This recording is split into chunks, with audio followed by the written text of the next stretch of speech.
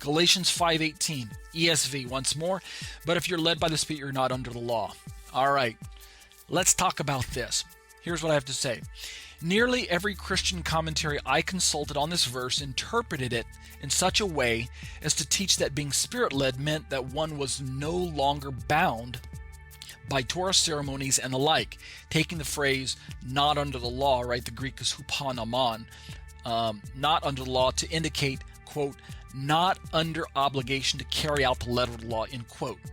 All right, to be sure, I go on to say, most of those same commentaries looked ahead in Galatians chapter 6, verse 2, where they contrast the law, nomos, in this verse, presumed to be the law of Moses, with the law of Christ in 6:2. So we're going to cover that when we get to it in time.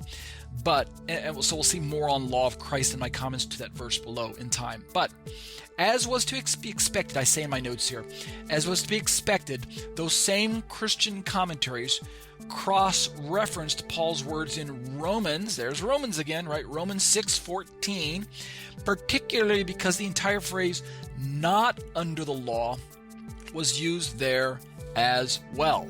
Romans 6:14 reads, and I'll just read 14 and 15 because these two verses are very familiar to us. It reads, quote, for sin will have no dominion over you since you are not under law but under grace. And then verse 15, what then are we to sin because we are not under law but under grace, right?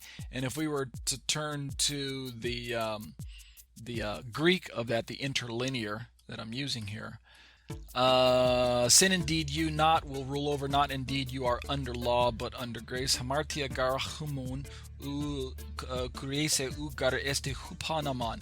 This phrase right here, hupa naman, under law, is the same thing that we read about in Galatians 5:18. Same Greek exactly, under the law or under law. We don't have to have the there's actually not the article there. It's not under the law, hupa ta naman or hupa ho naman or something like this. It's actually just literally under law.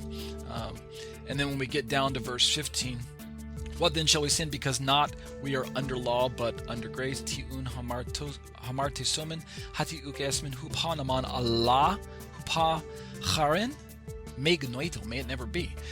We have the same Greek phrase, under law, here, hupa naman. And again, there's no article between, so it's not really under the law. It's actually under law. And I've heard some commentaries make a big deal out of that, under the law versus under law. I don't tend to do that because the textual evidence seems to support Paul using under the law and under law somewhat synonymously.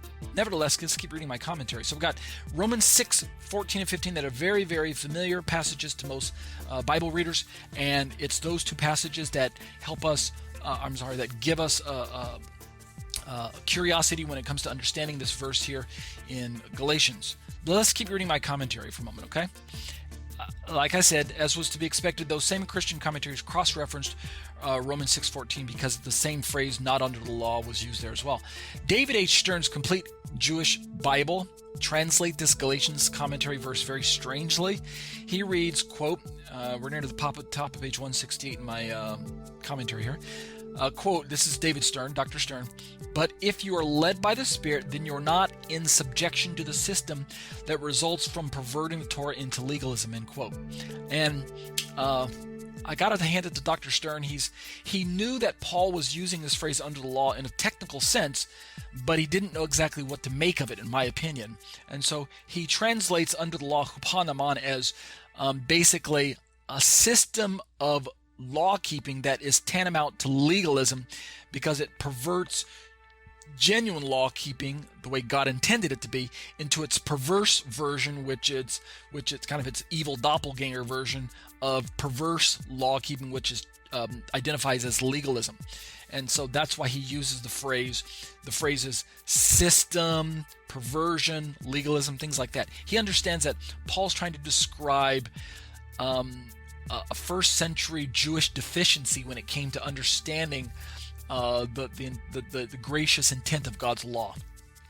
And so, yes, the Jewish people were misunderstanding the spiritual intentions behind keeping the Torah, although I don't think it's as woodenly legalistic as the Christian church describes it. In other words, David Stern seems to carry the same Christian concept of that the Judaisms of the first century were preoccupied with keeping the law in a legalistic fashion, as if it were kind of a simplistic grocery list that if kept routinely would propel a person into the age to come or into a status of righteousness, viz. Keeping the law equaled salvation, or merit theology equals salvation, that type of thing. And I think that historically it can be shown now that at this point in time of our Pauline studies, it can be shown that that's probably not the best way to characterize the first century Jewish view of law keeping. To be sure, it is still legalism, but it's a unique kind of legalism that instead of perverting the law into a wooden list of do's and don'ts, the law was instead perverted into an ethnic marker, a boundary marker, a social device that was wielded in such a way as to separate people group from people group, and that still is tantamount to legalism, but it's a unique kind of legalism. It's the kind that we're not used to reading about in our modern day and age. All right, so I'm going to have to disagree.